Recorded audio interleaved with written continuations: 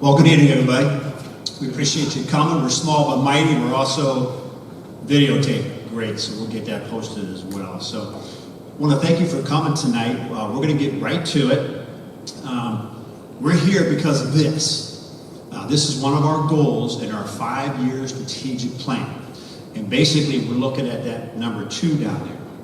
And this is right on the treasurer. So she's our opening guest speaker, and I'm going to jump in here towards the end. But her goal was to have biannual sessions, some Q&A, and basically just give an update to our community about how we're doing financially. All right? So this is our first attempt to deal with this goal, number 3, objective number 2, to move forward. So without any further ado, this is Ms. Prince, our treasurer, to take over.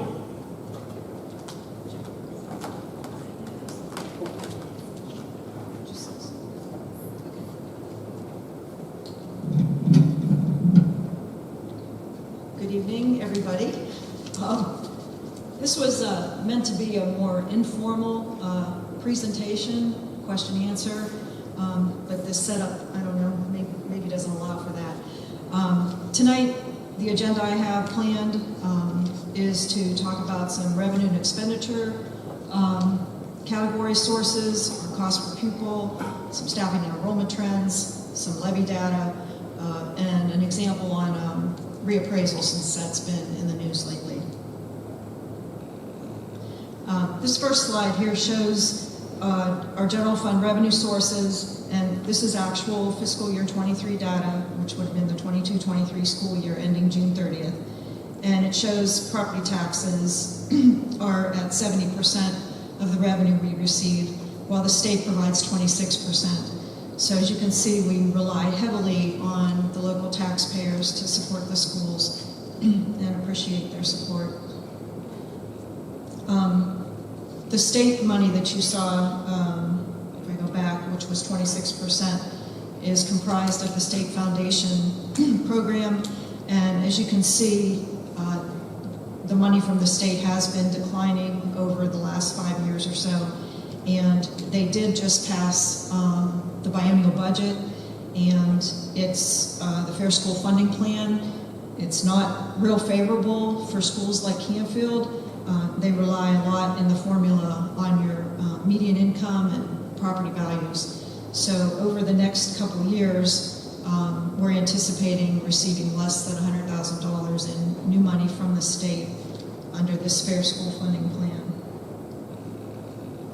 These next 2 slides show expenditures. This one shows by object, and of course the blue is personnel, which of course we rely heavily on salaries and benefits of the people who teach the kids. And if you add in, well, that's on the next slide, going here where it's by function, you can see most of what we spend on is instruction, 66%. If you add in pupil support, you're up to almost 74%, which is money going directly to the kids.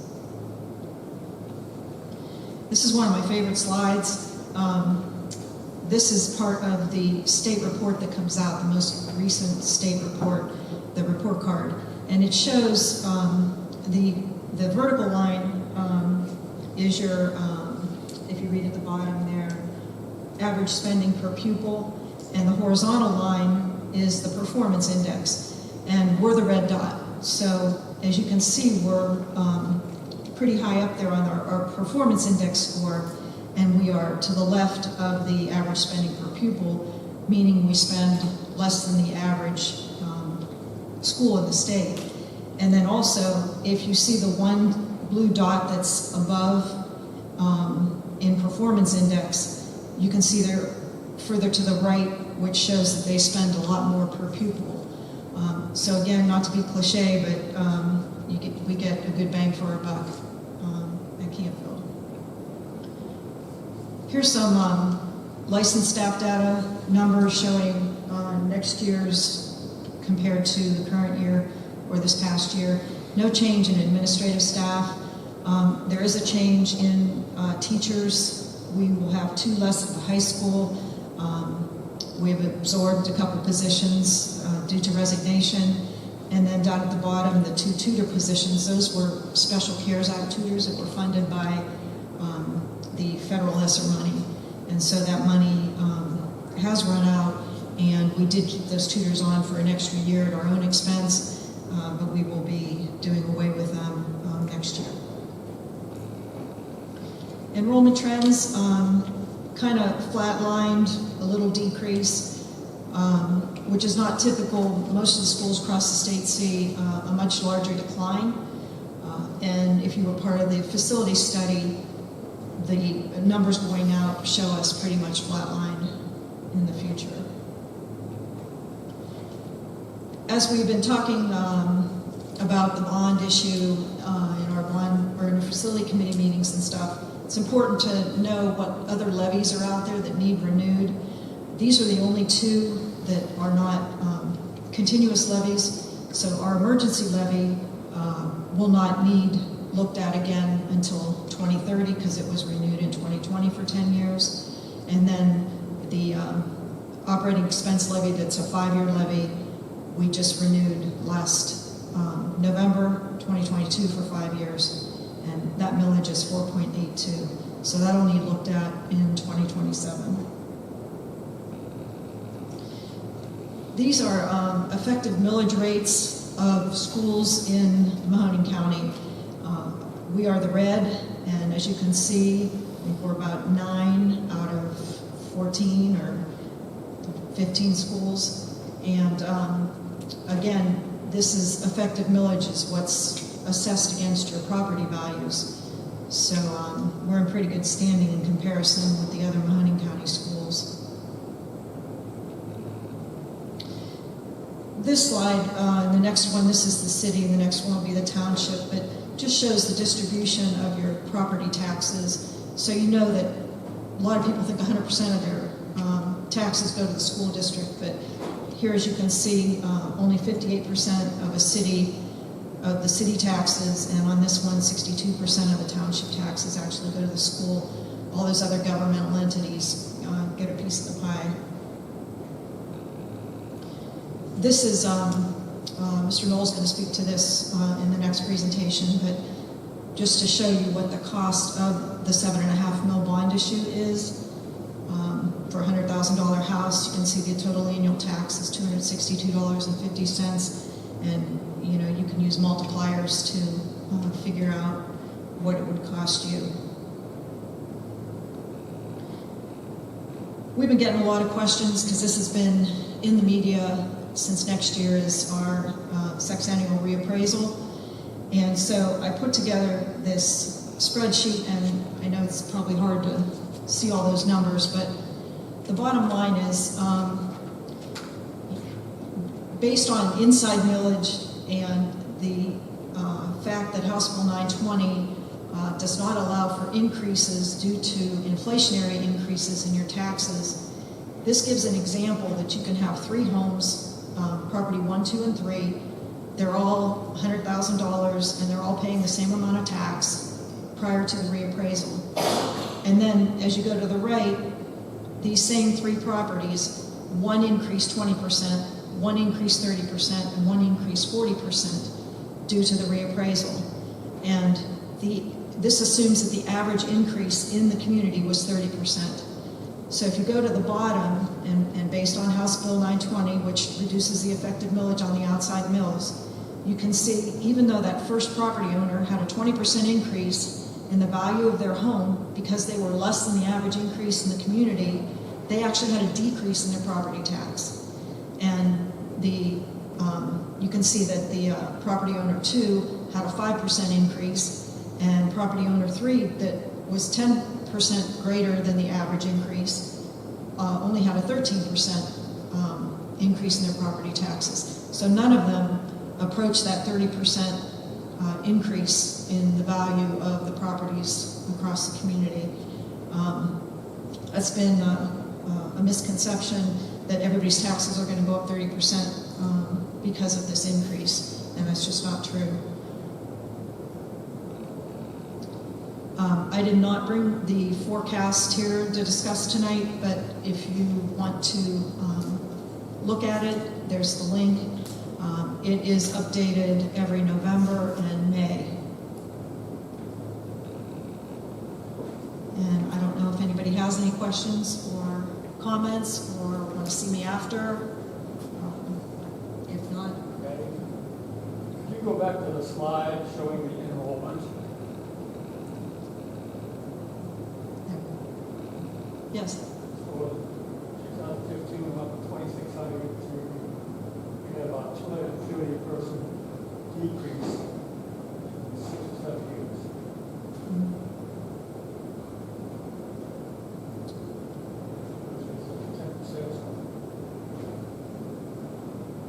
I said that across the state, there's been much larger declines. Another question, Pat. We're kind of, At the end of the school year, how much was there in the school unallocated funds? the carryover cash balance, What do you want to call it? about 17 million 17? in the general fund. Yeah. Anybody else? You said I'll be here after if you have any questions. Thank you, Mr. Treasurer. You guys were easy on her. All right. Let's see if I can get this presentation to pop up here. There we go. All right. So, I know this was the treasurer's night to talk about finances, but anytime I have an opportunity to kind of jump in, I want to take advantage of that too. So, I wanted just to share some thoughts about our upcoming bond issue that the treasurer kind of spoke to. So, kind of how did we get here? As you all know, in May of 22, we had a bond issue on the ballot and it failed. So, over the summer, we put out a community survey just to kind of get an idea about where people were. You know, what was the rationale, why did it go down, what were some of the thoughts, concerns, etc. In September, we had a nice community meeting and kind of set the tone for what was going to happen all of last year. We were going to meet at each building. We were going to talk about the numbers. You know, we were going to have the principals kind of talk a little bit about the pros and cons of in each of their building and take a tour. So in October, November, December, we did that all across the district. Then on January 23rd, we had probably one of the best educational get-togethers I've ever been involved with. There was that visioning session. Invite only, about 60, 70 some people came to have a cart. And we just took a day talking about what's the vision in Canfield. You know, what do we want this district to look like? And then from there, we had 10 meetings for anybody, and some of you are in the room right here, anybody in this community that wanted to come and be part of this master planning session. And anywhere from 40 to 50 people signed up and attended, and we greatly appreciated that. In April, we had a nice community open house where we had 3 proposals that the committee had put up just to get some feedback from everybody in the community as well. Had a couple more meetings, and then we had a recommendation to the board. That recommendation came, and the board said, you know what, we want to go back and talk to that facilities committee one more time. And they did. On June 1st, we had another meeting, brought those folks in, and had a real good, hard conversation on that master plan, which we call Option A recommendation. Okay? At the end of the day, in June, the gavel hit. That recommendation went to the board, and it was master plan Option A, like I said, and we'll talk a little bit more about that as we get going. Everything that I just talked about, all those meetings, all that material, all that stuff is on our webpage. And if you go to that facility project, you click on there, and there's a plethora of information. One of the things that I heard loud and clear was, we want to know what's going on in Canfield. And I know not everybody could come to those meetings, but we did our best to put everything on here for people to review it.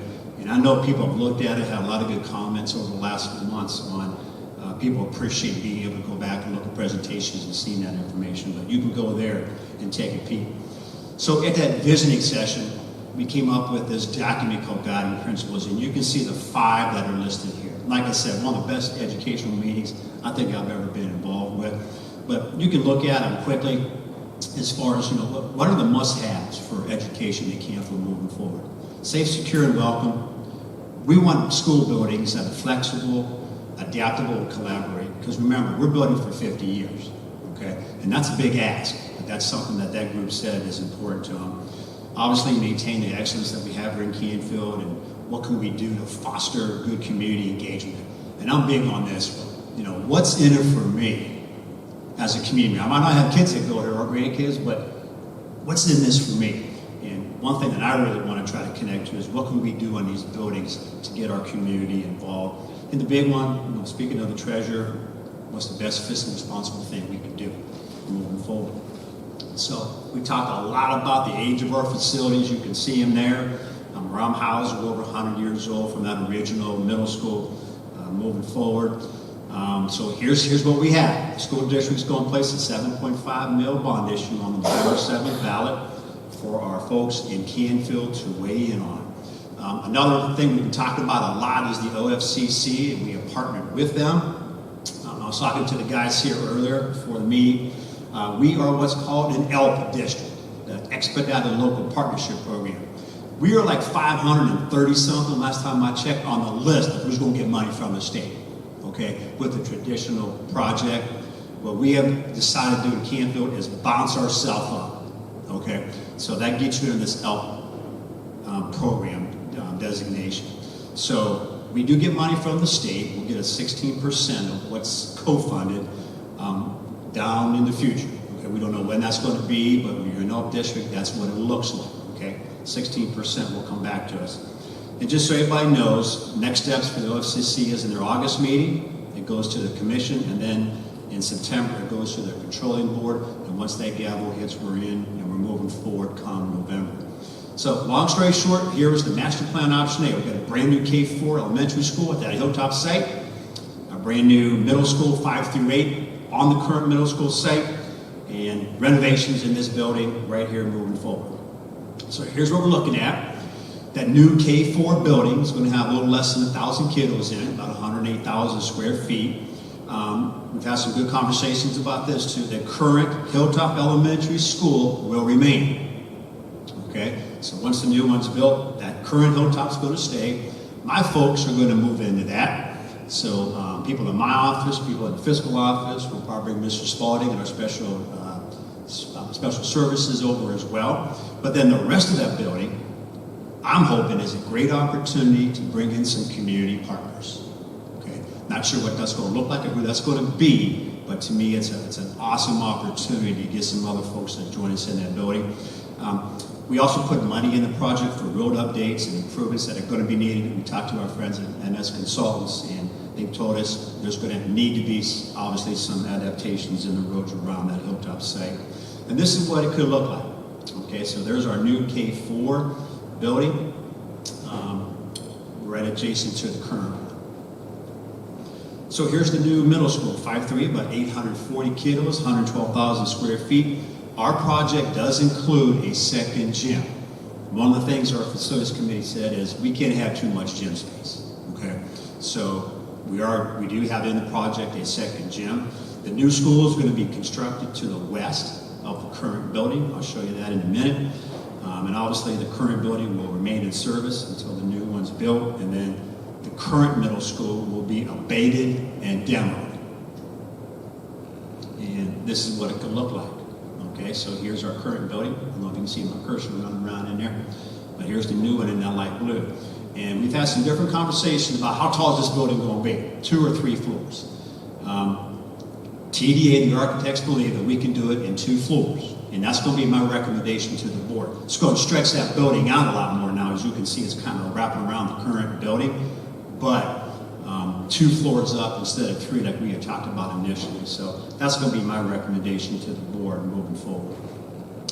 And then here at the high school, we have some renovations that are top priority. One of them's the roof right above our heads.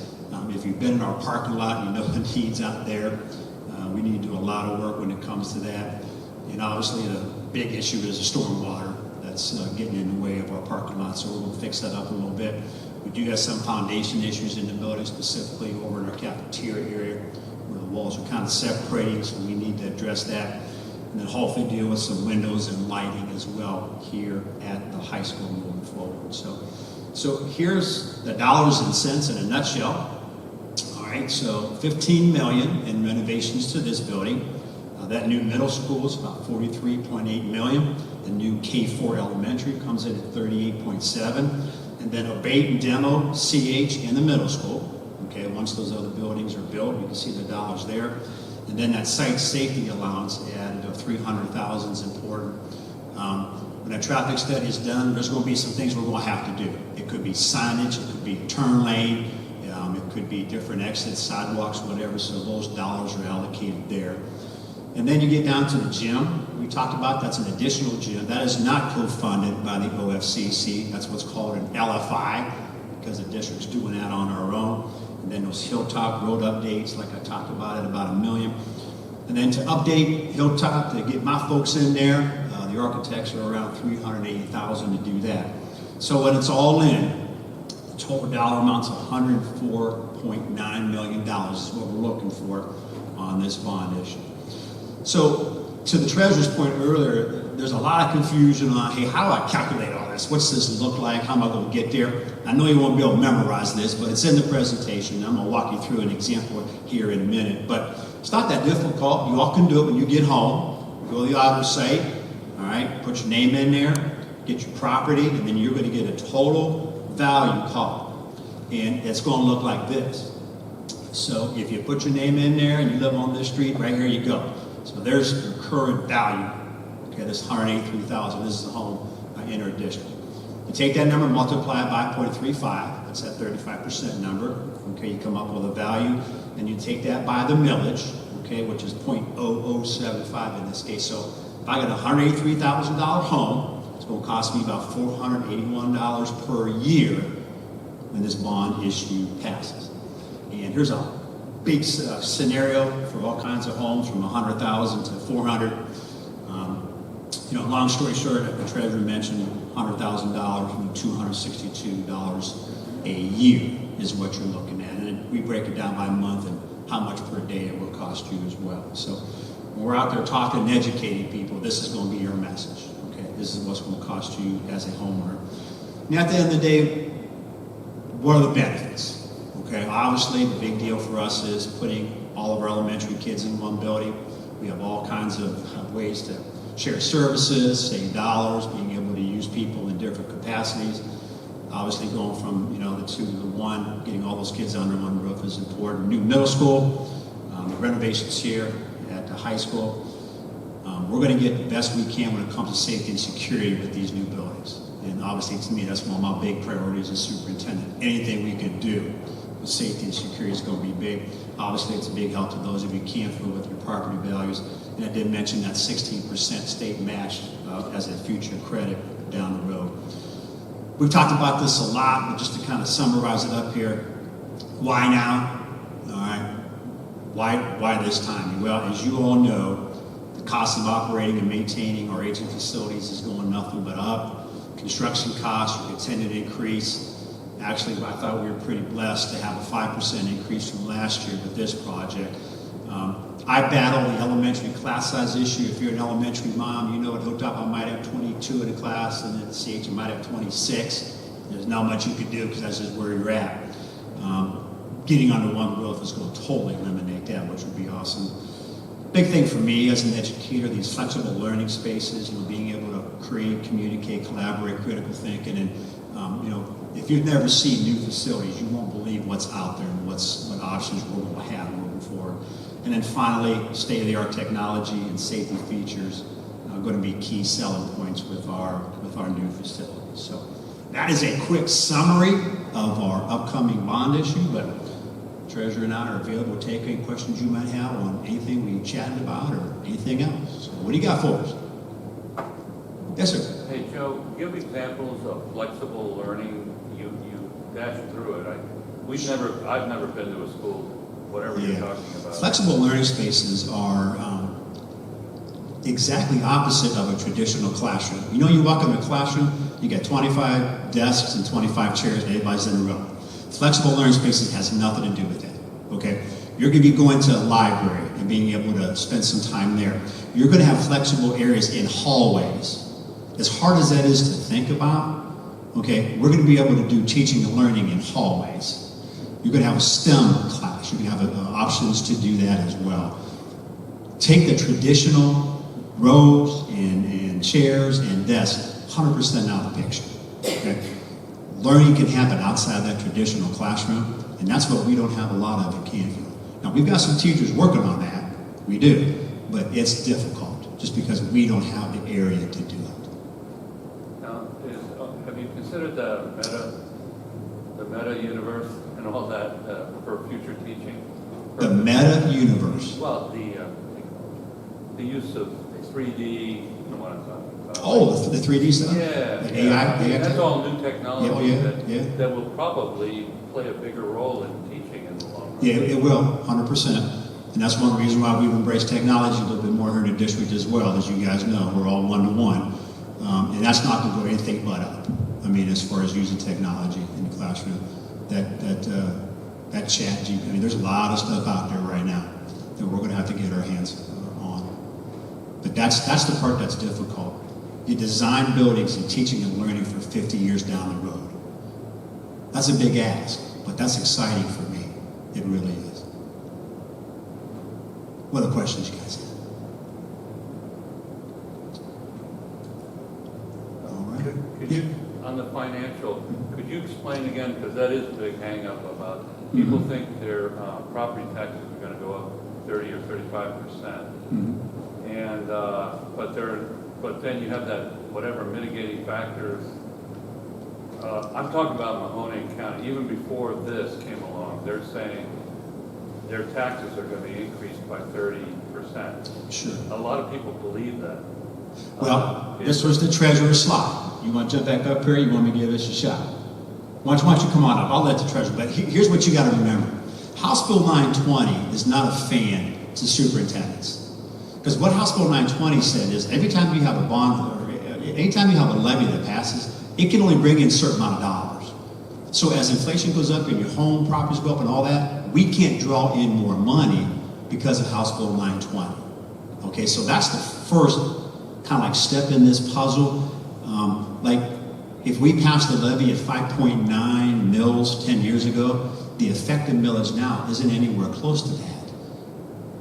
Okay, it's maybe like 1.32 mils because we can't draw more money than was voted on at that time. Okay, now that 30% or 40% reappraisal that's coming into play, I want the treasurer to go back over that again with you. I can try. We'll try to pull that slide back up here. We'll talk about that one more time. See if we can get it. Is it changing on the screen for you? Yeah. Awesome. Okay, how about right here? All right, here we go. So I'll try to explain this maybe in a different way, but so there are inside mills and outside mills on your property tax bill, and there's 10 inside mills that allow growth. And so if your property value goes up 20%, you're going to pay 10 mills on that increased 20% value. So that's the inside millage line where it shows all three properties had an increase. The first one went to 420, the second one 455, and the third one to 490 based on inside millage. But the House Bill 920 that we were talking about does not allow for inflationary increases on the outside mill component of your property tax bill. So if you go down to that outside millage tax, in the first scenario where it says total 5,124 of the three properties where they were all the same, and you go over to after the 30% increase, you see that same outside millage, total tax is 5,124. However, it's been redistributed to those properties based on how much yours went up in relation to the average increase in the properties in the community. So, and again, like he said, we're not a fan of that because we don't get inflationary increases. Even though some people paid more and some people paid less, we still got 5,124. The only increase we received was on the inside mills, 10 mills, which it went from 1,050 to 1,365 on those three properties. Does that help? Yeah, I guess. It's complicated, and So Patty, is the taxes that go to the school, are part of them is part of those tax dollars inside millage and outside millage, or we, all the money the schools get part of is So- outside millage? Yeah, this scenario talks about your total tax bill, but the school district gets 4.9 mils of the inside millage. And then, if you remember my slide from before, about 58% of the total tax bill goes to the school district. But this picture here is your whole tax bill. I thought it was easier to see the impact or the effect of House Bill 920 overall with, using 100% of your tax bill. So on the average, instead of 30% getting hit like everyone, to simplify, on the average, what will be the increase, what percent? Well, the person who had the exact 30% increase in their property value, which is the average, Right. had a 5% increase. At a 5. Yeah, see right here? So 30% increase up there at the top, right? A 30% increase. At the end of the day, they're paying a 5%, at the end of the day, 5% more in taxes, in property taxes. So if you pick a bigger home than that, a higher value, because that's a percent, will the percent stay the same? If you had a 30% increase in the value, Yeah. that percent is going to stay the same. Okay, so really, that's 1/6 the impact that Right. everyone's thinking, on the average. This there was an this article- is huge. And that's why the treasurer's pointing this out, because we got people freaking out too. Exactly. It's not, I know Mr. Meacham threw that shot across the bow a couple of months ago, Yeah. comparing everybody, Yeah. scared us all to death. But Yeah. at the end of the day, this is what's critical. It's not a 30% increase for that home. If you read completely through that article, he does Yeah. kind of refer to this, but I didn't think it was real clear, and only if you read the headlines and didn't read all the way through, you might have been misled by what he was trying to say. Well, yeah, and there's a lot of talk out there, people read half of it, Yeah. they see the 30%, they go nuts. Yes. And they quit reading. And that's correct. Yeah. Can't argue. Thank you. And can you cover again the difference between inside millage and outside millage? So inside millage is unvoted millage, and most communities have 10 mills, and it's shared by the school, the city, the township. And like I said, the school share is 4.9. I'm not sure how the city and township share the rest of that, but it's unvoted. And then the rest of the millage that you see is voted millage, subject to that reduction factor. Outside millage is voted millage. I'm sorry? Outside millage is voted millage. Yes. Yeah. And this 48.8 is probably closer to like 80 mills in voted millage, and that's what it's been reduced to over the years due to inflationary increases in property values. You guys are getting school finance 101 right here. Huh? And here's the deal. This is a very complicated issue, but Ms. Prince is doing a really nice job of explaining it to everybody, but it is hard. But I think the main question, if this is the only takeaway you leave here with tonight, that's a good night for us. Because that's the message that we've got to articulate to people. Because I'm not sure if this is common or not. I mean, it sounds like it is. But we want to make sure we educate our people to understand how it's going to affect you at the end of the day. I think your challenge is trying to educate or, get this out in a manner that, a bottom, so they understand the bottom line here. I mean, it's not, you can't give them an exact number like you said, but you can give them a feel for, like you just did. You know what I mean? I could live with 5 or 10%, but 30 or 35, it's scary. Any other questions for us? This is your current, and the levy would be on top of that, right? Yeah, this is not levy related. There's nothing on the Right. levy here. This is not the bond issue No, here. it has nothing to do with No. it. No, this is just, if you get that reappraisal that's coming, Yeah. Every 6 years. yeah, that's that conversation. You may see 5%, you're gonna see on average 5%. as it sits right now with nothing. Right, and then what? Whereas people in the public would be saying, oh my gosh, you know, we're going up 30%, plus you want to hit us with that. Right, that's what they're saying. And that's not correct. I mean, they have no order of magnitude. I don't know, that needs to be put in, he's got a point, because that's one issue that's complicating.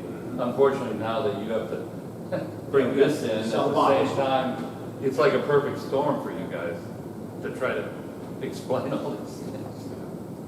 It's a mess. But it's good educational opportunity for us, so that's what we got to do. Any other questions or comments? Yeah, Coach, go ahead.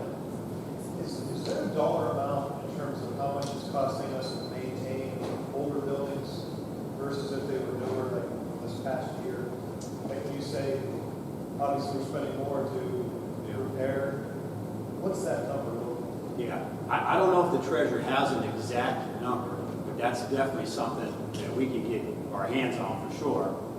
And the big one Cost for, of maintaining buildings? yeah, like the big one for me has been that dang on Middle School Road. I mean, since I've been here, we've had to put a lot of money in that. I mean, when a classroom collapses, you're kind of stuck, you know? But I mean, those are numbers that we probably need to start sharing as far as what we've done, just maybe like the last 3 or 5 years. We can definitely do that. And most of that's paid out of our permanent improvement fund. Yeah. Hey, Joe, if you can't sell this, what, you would have to, I would think logically, go after your worst case. I mean, that middle school needs to be done regardless. Yeah. I mean, there's just no question it has to be done. So you make a smaller ticket item. I know you hate to go there after all this, because you got a vision here on a bigger scale, and it'd be nice to sell all this. But if you can't sell it, then you're going to have to diminish the net expenditure, and the way you have to do it is you have to go after what's worse right now. Where's the problem? Just what you said, it's the middle school. Yeah, that's the conversation that the facilities committee had. And a lot of you were in there for the last 4 months. We've been talking about that. Well, I mean, that's what people do. They have a Yeah. budget and they go, well, we can't afford all this, but so what are we what's important to us? I mean, is that, And yeah, those, like I said, those are conversations that committee had, but at the end of the day, what they've come back and said is, if we don't do something now with the majority of what we own, those costs are going to keep going up and up and up over time. And if you pass a bond issue for a middle school, when do you come back for the rest? That's the $1 million question. And we battled that. I mean, battle's not the right word, but we had good conversations on that. yeah. But at the end of the day, that committee recommendation to the board was this plan that I'm going to be educating our community over the next 4 months. But I hear you, and I'm not going to argue with you. No, I'm a big You're right. picture guy. Yeah. I'm not trying to, but there's people out there, you're gonna get a lot of people with the negative side Yeah. and say, we can't afford all this. Yeah. So our job is to try to show them the need, explain the finances, right? This is important to people right here. Make sure you understand what all this is going to look like, and then show people what the product can look like. I'm going to enjoy that part of it. I think a lot of people in Canfield don't know what they don't know. Flexible learning spaces, new facilities, what's all that look like? So I'll be sharing some of that too. When will this property reappraisal take effect in our taxes? Good question. When's it going to hit? Next year, 2024 tax bills. And this is the 6-year reappraisal, right? Okay. Yeah, but you pay in arrears. Are you accounting for that? It's actually 2023 tax year, Okay. 2024 Okay. calendar year. All right. Anything else tonight? All right. Been a great audience. We appreciate you coming out tonight. So, go ahead and run if you have that.